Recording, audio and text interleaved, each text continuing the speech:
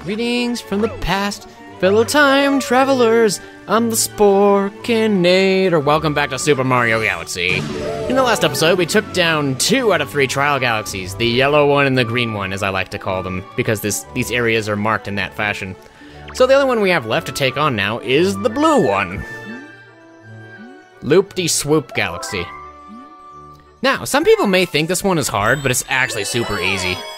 Just a bit time-consuming if you decide to play it safe. You'll soon see what I'm talking about, I suppose. So this is the galaxy's greatest wave. Time to catch a wave, dude. No, seriously, we're gonna be race surfing. That's what we're doing.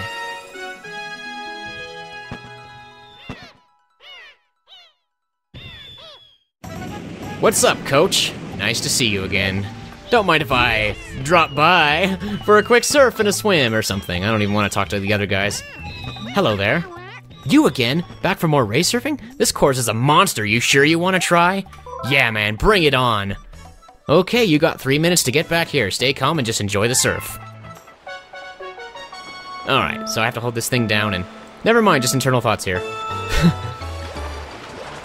So, as you can see, the best time is 1 minute and 30 seconds. So you would think you have to beat that time to get the star, right? Wrong! You have to do no such thing. So if you want to take it slow and not fall off the course, you are free to do that. There's no hurry whatsoever, no rush.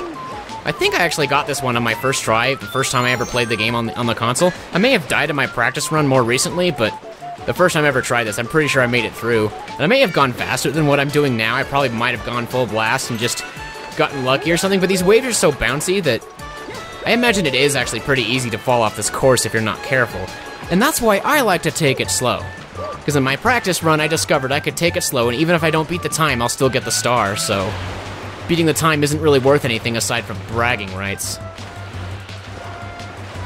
The red rings are coming up, that's what those are. We're going through red rings. They don't really mean anything, they're kind of just scenery, but you know, red rings, man. Kind of makes me think of the red ring of death that I heard of. Was it on the PlayStation console or Xbox console? It's like when some console died, it would have like a red ring on the screen. They'd call it the red ring of death. Jeez, that sounds violent. But it's probably surprisingly non-violent, considering your console was dead if such a thing happens. Oh, good lord. I'm going slow and I still feel like I'm almost falling off this course. And that's what this course is designed to do. Make you panic. Yeah, we're approaching the best time now. We're not gonna beat it. And obviously I already stated that was not my goal, so... we can still get the star even if we take 2 freaking minutes. I don't know if there's like an upper time limit or anything that kicks in, like if you take too long, does it finally fail you? I don't know. And I'm not gonna go slow to find out, but... as far as I can tell, there's not one. I've never seen it. I could be wrong, though. Let me know in the comments, guys, if you have ever, like, just sat still doing nothing and it just brought up, like, a fail screen or something. Don't know. Not gonna find out on purpose, anyway. This course seriously makes me nervous. That's why I'm going so darn slow.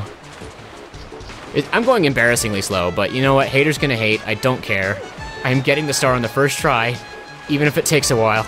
So this is the last frickin' star in the game, because I've gotten all the other ones already. So I'm not in a huge hurry to finish this. I'm gonna be sad when this Let's Play's over. But the positive thing is I'll be able to begin a new one. I'm not entirely sure what I'll do yet. I have a few ideas. I know it won't be Super Mario Galaxy 2, although I may Let's Play that one at some point. I think I would like to play the game once first, and become familiar with how to get all the stars in that game. I don't know. Because blind Let's Plays usually turn out to be a disaster, at least for me, and so... I usually like to have a practice run or two before I record, so there is that. He says great work even though that's a terrible time. Try to do even better next time. No, sir! There will technically not be a next time, unless you count the fact that we replayed the entire game as Luigi off-screen. Which is what I'll be doing. Actually, I've already done it, that's the thing, because I have that other save file. But anyway, let's get the star and call it quits for now. Good job! You got the thing! Ta-da! Ba-da-ba-da-boom! I think that's the last time I'd be able to say you got the thing. Or second to last time. Because that's star number 120, man! That's all of them, for now. Unless we count the fact that we have to do this again as Luigi, like I said before. Jeez. Wow. Do you know what this means?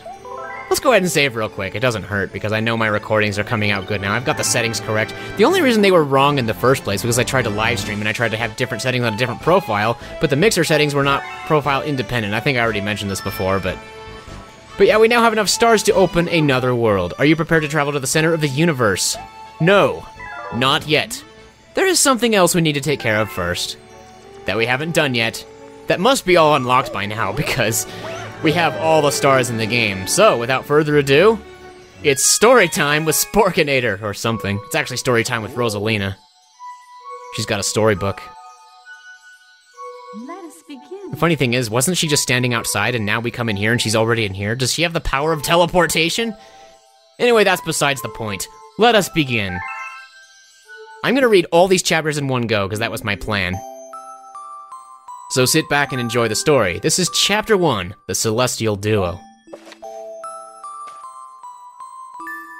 Our story begins a very, very long time ago with a young girl. One day, this girl spotted a rusty spaceship holding a small star child. Rusted spaceship. Anyway. What's your name? Are you lost? The girl asked the star child. I'm Luma, and I'm waiting for Mama. She's coming for me on a comet, said the star child, who had been waiting day and night. Don't worry, I'll wait with you, the little girl promised Luma. At nightfall, the little girl borrowed her father's telescope and peered into the sky. She looked and looked, but she saw nothing. Hours turned into days, and then years, but still the sky revealed nothing. Finally, the little girl sighed and said to Luma, if we stay here looking much longer, I'll be an old lady soon. But then she had an idea. Why don't we go out there and find your mother ourselves? The girl and Luma fixed up the rusty spaceship, and then the two set sail into the starry sky.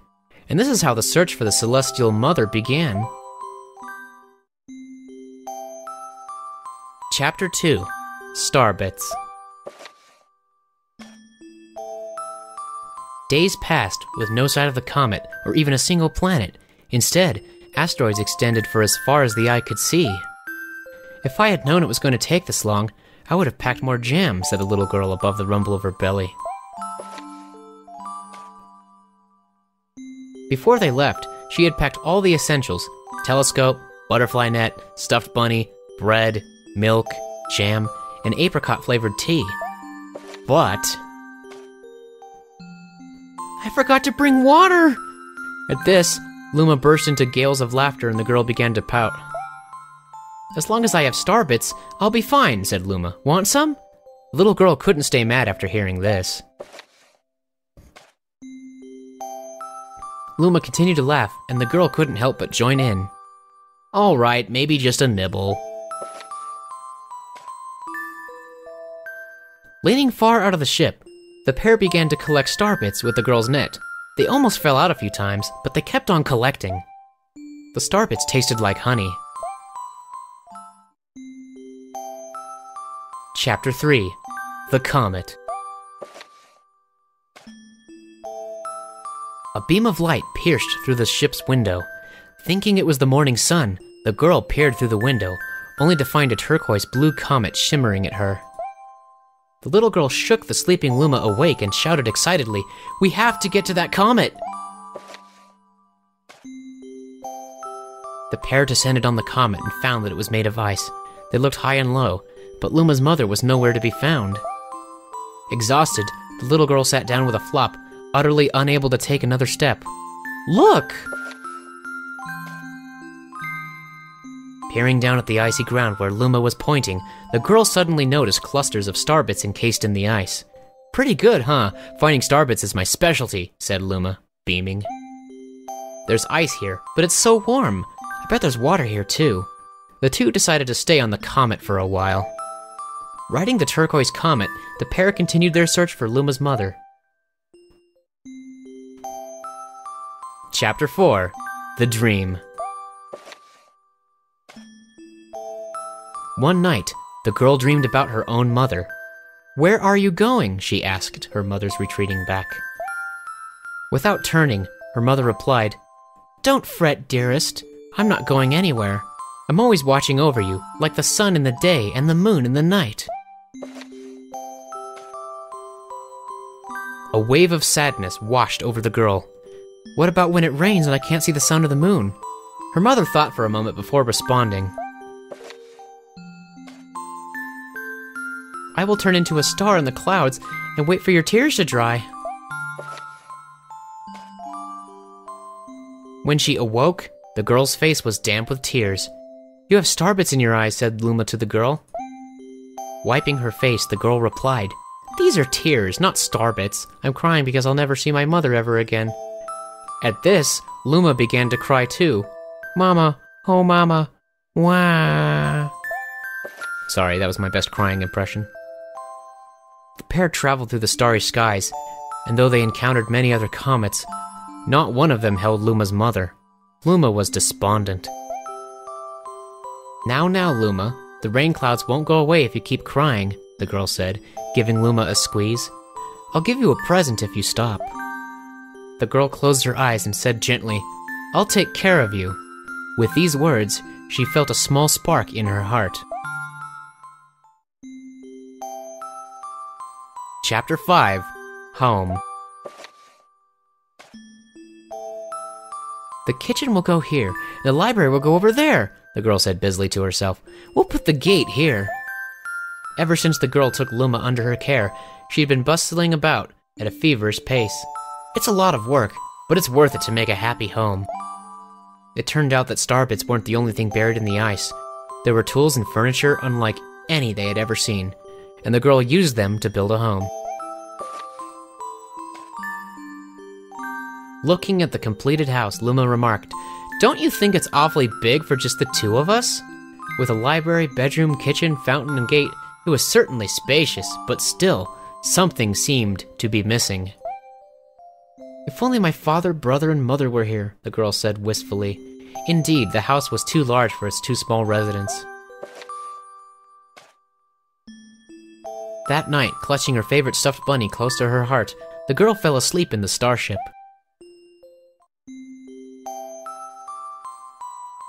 Chapter 6. Friends.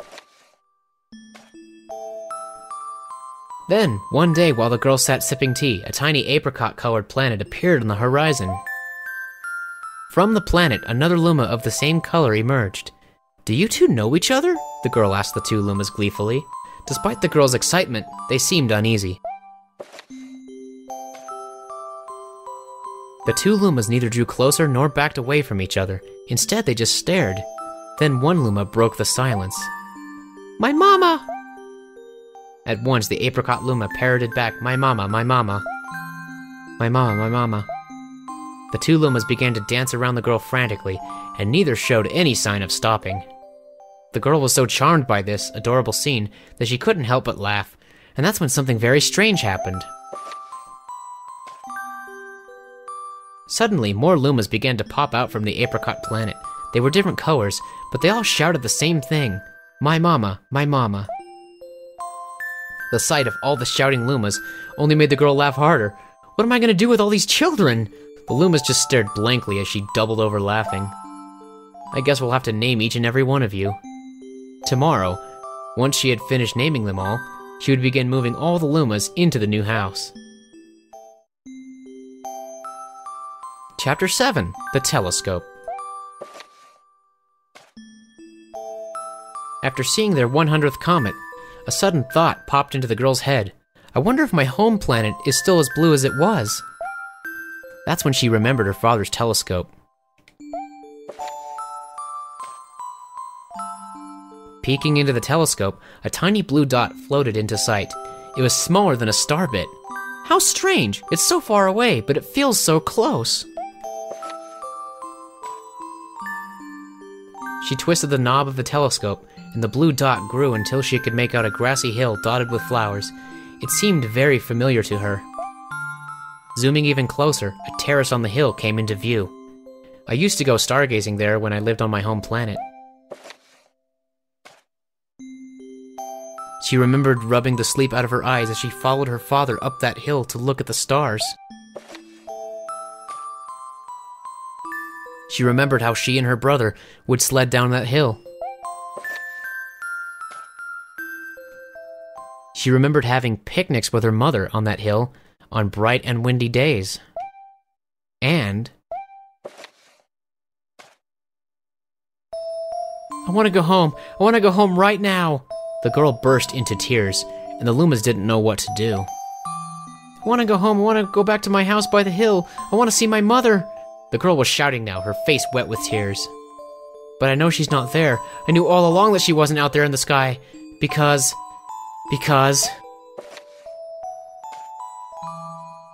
she's sleeping under the tree on the hill. The girl's cries echoed through the stars, and a hush fell over the area.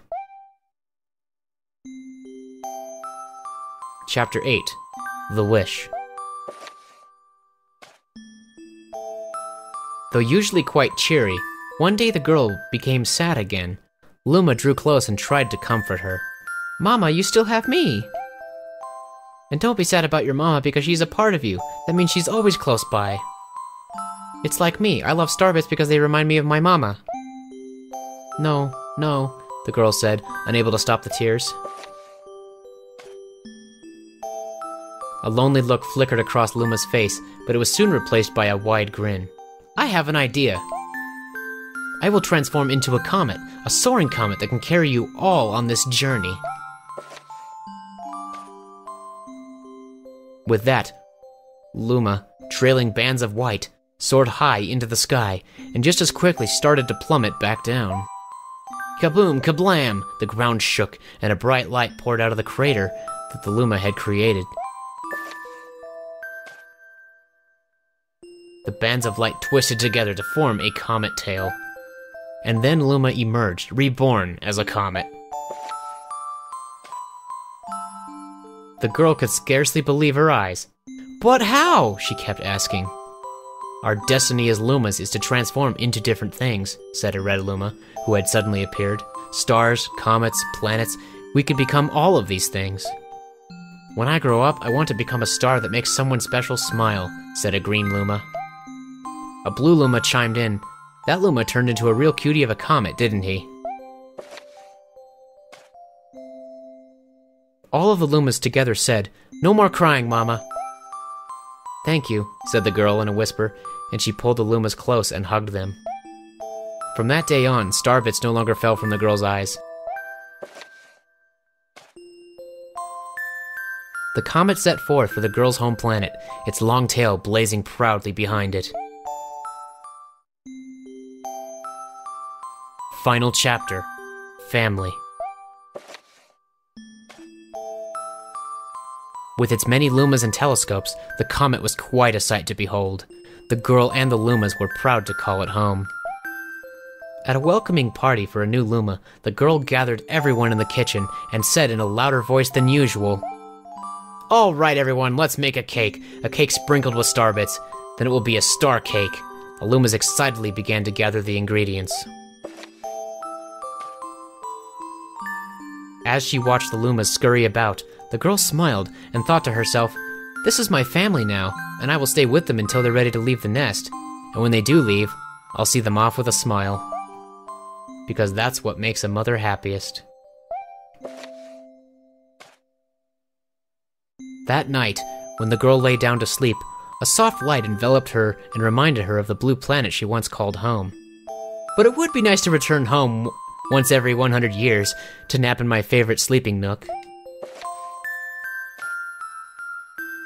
The comet carrying the Lumas and the girl continues on its journey to this very day. With more family members in tow than can be counted, it's said that the comet visits the girl's home planet once every 100 years, its proud white tail glittering in the sky. The end.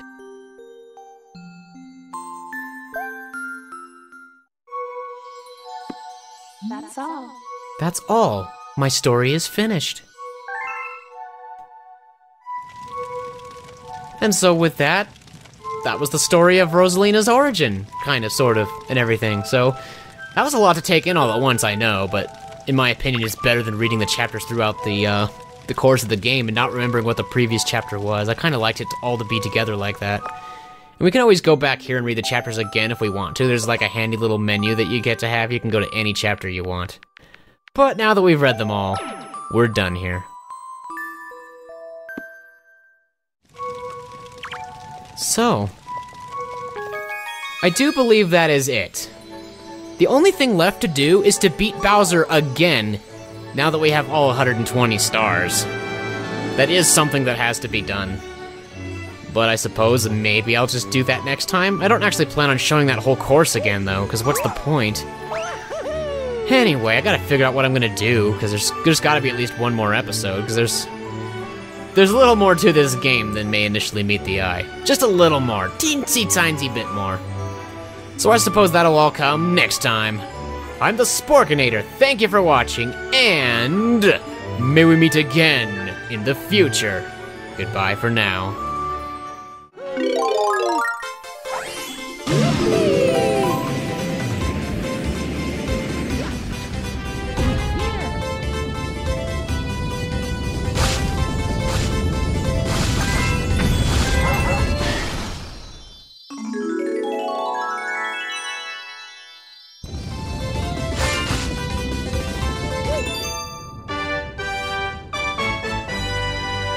Woohoo!